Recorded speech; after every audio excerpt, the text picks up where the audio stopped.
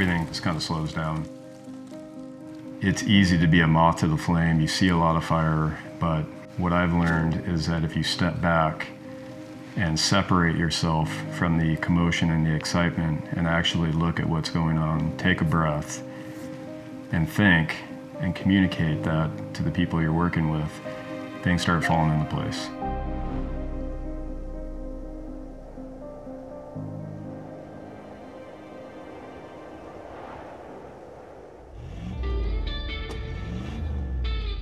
My dad was a firefighter. Oddly enough, I had pretty much zero interest in it. Being a snowboarder, that's the only thing I cared about. I wasn't doing good at school. I was waiting to turn 18 to move to the States and pursue this. I had an injury, and that injury kind of gave me time. I looked into going to college to be a firefighter. For some reason, turning 18, it seemed like an opportunity to focus on reinvent myself.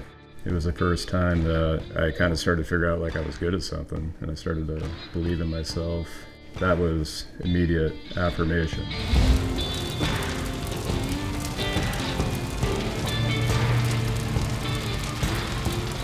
I just love the action. The action's amazing. What's really interesting about it is that you have such limited information. You don't know what we're going to.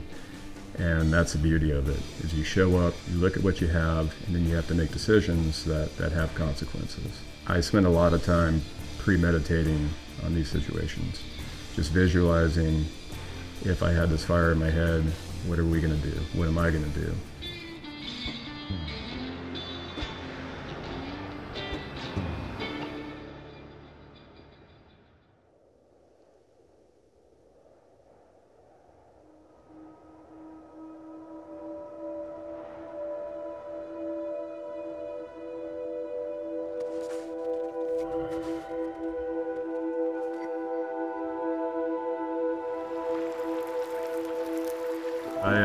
I had been working at the fire department and was skiing a lot. All I wanted to do was be a heli ski guide. Chugach Powder Guides owned a river guiding operation. They were opening up a new river in the summertime, and they needed some help. So the lead guide for Chugach Powder Guides, he asked me to help him out, taking people out guiding down some rivers. And I told him I wanted to guide, and he kind of laughed at me, and he's like, "You don't have any patrol background." The next winter, he called me up one day, and he's like, "You got a shovel and probe? You got a beacon?" I was like, "Yeah." And he's like, "Well, can you even ski?" And I was like, "Yeah." He's like, "Well, be at the hangar at 8 o'clock. You're gonna be my tail guide today." Like this.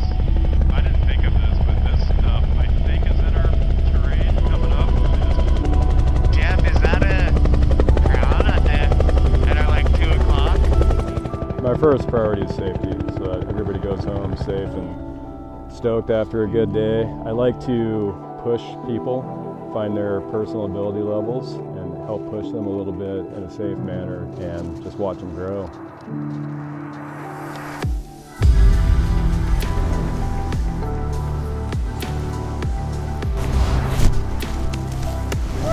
Fuck yeah, Johnny!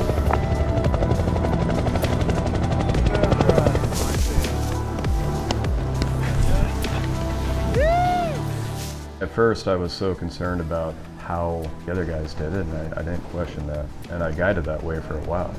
At some point, it dawned on me that I started looking at the mountains the way I wanted to ski them and the way I wanted to look at them. And that's when everything started clicking for me.